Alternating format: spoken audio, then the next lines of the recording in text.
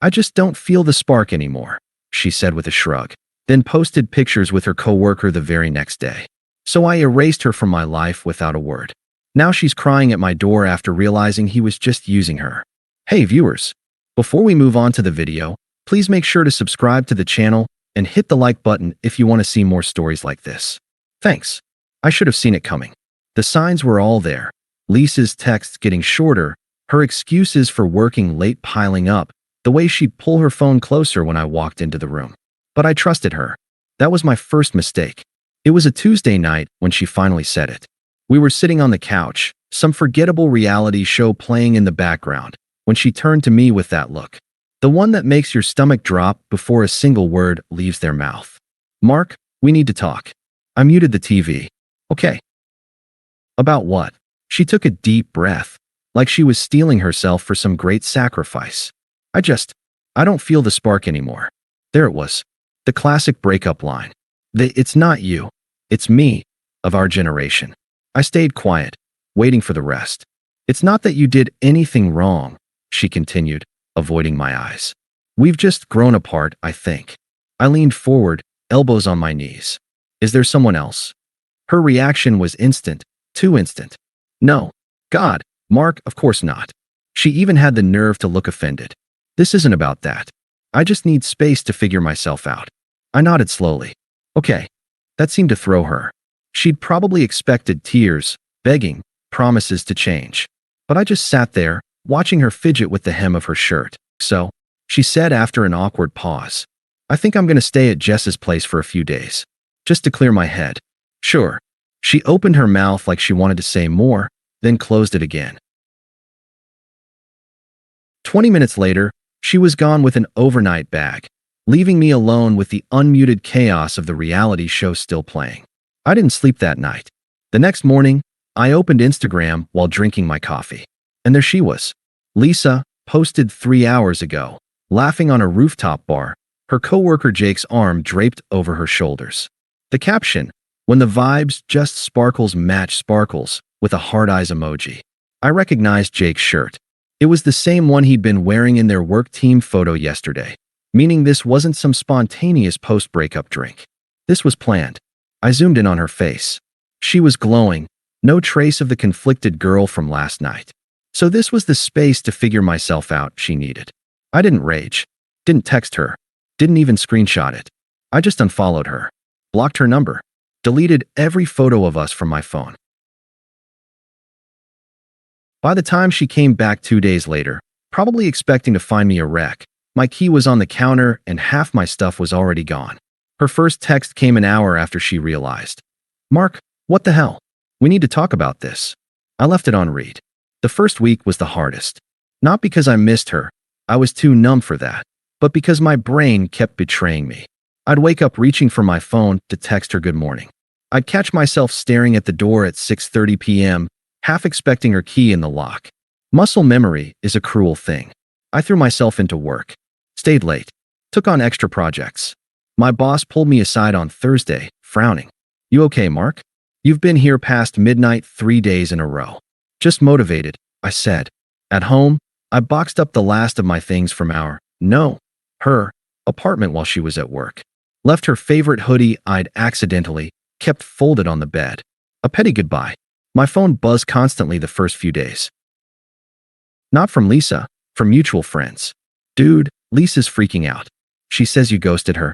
Are you really just gonna leave like that? I answered none of them. They'd chosen their side the moment they let her spin this as me abandoning her. Then, on day 5, the first direct attempt, unknown number. Hey, I recognized Lisa's phrasing even without her contact saved. That hesitant ellipsis. I stared at it until the screen went dark. The next morning, a voicemail. Her voice was softer than I'd heard in months.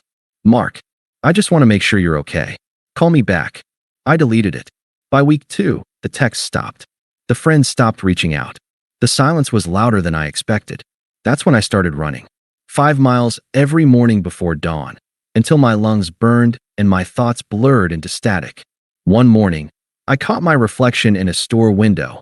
Thinner, sharper, unfamiliar. Good. I wanted to be unrecognizable. The first crack in Lisa's perfect new reality appeared exactly 37 days after I walked away. I know because Chris, one of the few mutual friends who hadn't immediately taken her side, texted me a screenshot. It was Lisa's Instagram story, a blurry selfie with red-rimmed eyes, captioned, "When you realize not everyone has good intentions."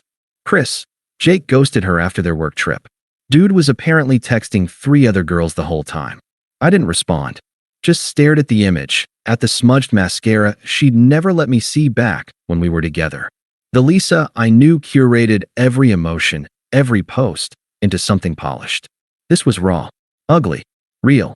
Her next story an hour later was a quote. "The truth will set you free, but first it'll piss you off." I almost laughed. By week 6, the facade crumbled completely. Chris, you gotta see Jake's IG. I hadn't looked at either of their profiles since that first day, but curiosity got the better of me. Jake's latest post was a beach photo, his arm around some blonde girl in a bikini. The timestamp, yesterday. The location tag, the same resort Lisa had raved about visiting with him next month. The comments were a graveyard of deleted messages. I could tell from the stray replies like, "Wow, classy," and "Guess Lisa was right about you." Then, like clockwork, my phone lit up. "Unknown number. Again, can we please talk? It's important." Still no apology. Just entitlement. I swiped the notification away. Her second voicemail came at 2:17 a.m. on a Tuesday. "Mark, I know you're ignoring me, but..." A shaky breath. "I think I made a huge mistake. Jake was just using me." And a muffled sound, maybe a sob. "I miss you. Please call me back." I saved it. Not out of sentiment, as evidence. Proof that this wasn't some heartfelt realization. Just regret that her backup plan fell through. The next morning, another text. "Unknown number. I never meant to hurt you." I was confused. I could practically hear the unspoken second half. Now that he hurt me, I'm suddenly very clear-headed. Still, I didn't block her. Let her keep digging this hole. Let her see what true silence felt like. The final confirmation came from an unexpected source. LinkedIn. A notification popped up, "Lisa M. and 2 others also viewed your profile." And there she was, checking my page twice in 1 week after 6 months of radio silence. I clicked through to hers. Her job title still read, Marketing Associate at Crawford & Sons, same as when we'd met. Meanwhile, my new promotion to Senior Project Lead glared back at her in bold font. Karma's funniest trick? It doesn't need your participation.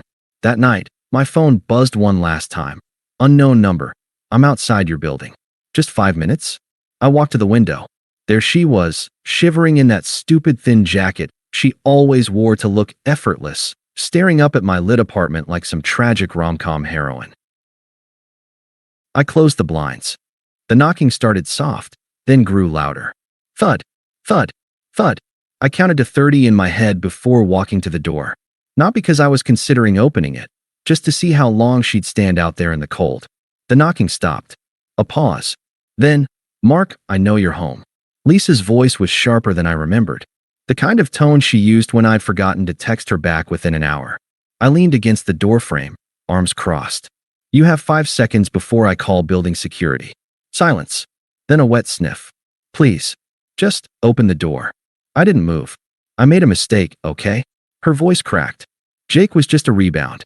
You're the one." I yanked the door open so fast she stumbled back. Lisa looked smaller.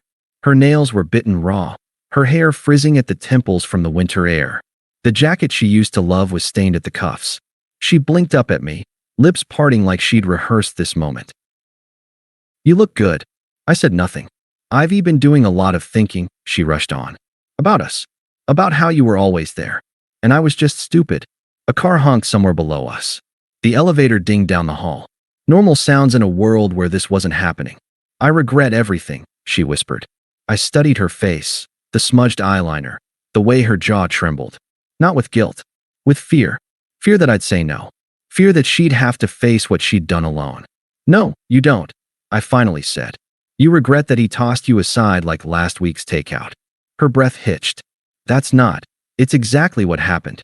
I stepped back, hand on the doorknob. "And now you're here because you think I'm still the guy who'll clean up your messes." Her eyes flashed. "You're really just going to throw away 3 years like this?" There it was, The real Lisa. The one who'd posted laughing photos with Jake the day after our breakup. The one who thought love was something you could shelve and pick back up when convenient. I smiled. Not cruel. Not kind. Just done. Already did. The door clicked shut. Her fist pounded against it once. Twice. Then, nothing.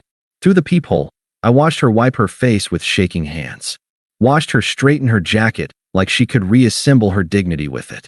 Then the elevator dinged again, and she was gone. 6 months later, I saw her at Rachel's wedding. I'd almost declined the invitation, but Rachel was one of the few who never took sides. Just come, she'd texted. Bring a date if it helps. I brought no one. The venue was all soft lights and cascading flowers, the kind of place Lisa used to sigh over in bridal magazines. I spotted her immediately, perched at the bar in a too-tight lavender dress, nursing a gin and tonic. Alone. She didn't see me at first. I watched as she checked her phone for the 5th time in 10 minutes, her thumb hovering over Jake's still active contact. Pathetic. Then our eyes met. Her spine straightened like she'd been electrocuted. I raised my bourbon in a mock toast and turned away. She cornered me during the bouquet toss. Mark. Her voice was cloyingly sweet, the way she used to speak to my mother. You look really great. Up close, I could see the foundation caked under her eyes, the overlined lips trying to compensate for their new thinness. Stress had carved into her. Thanks, I said, scanning the crowd for an exit. Are you seeing anyone? The question burst out of her, desperate. I almost laughed. Why? Just making conversation. She fiddled with her clutch. I'm dating this finance guy now. He's amazing. A lie. Rachel had told me last week Lisa was back on Tinder. Cool, I said, and took a sip of my drink. The silence stretched.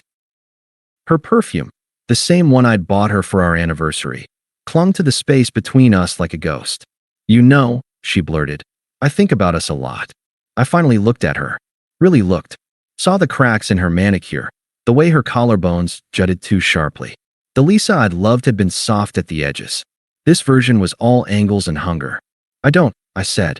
Her smile faltered. That's a lie. 3 years doesn't just. Lisa. A voice cut through the chatter. A blonde woman in an emerald gown approached, handing me a fresh bourbon. You're monopolizing my date. Lisa's face went slack. You're what? The blonde, Mira from accounting, who'd agreed to this charade for free drinks, slid her arm through mine. Problem. Lisa's mouth opened, closed. No, Her eyes darted between us. Mark never mentioned you. Funny, Mira said lightly. He mentions you all the time. Mostly as a cautionary tale. Lisa made a sound like a deflating balloon. I squeezed Myra's elbow in thanks. We should grab seats. Dinner's starting. As we walked away, I heard one last, choked whisper. You'll regret this. I didn't turn around. Later, during the cake cutting, my phone buzzed. Unknown number. You brought her to hurt me. I see what you're doing. I deleted it. Another buzz. Unknown number. You'll never find someone who loved you like I did. I blocked the number.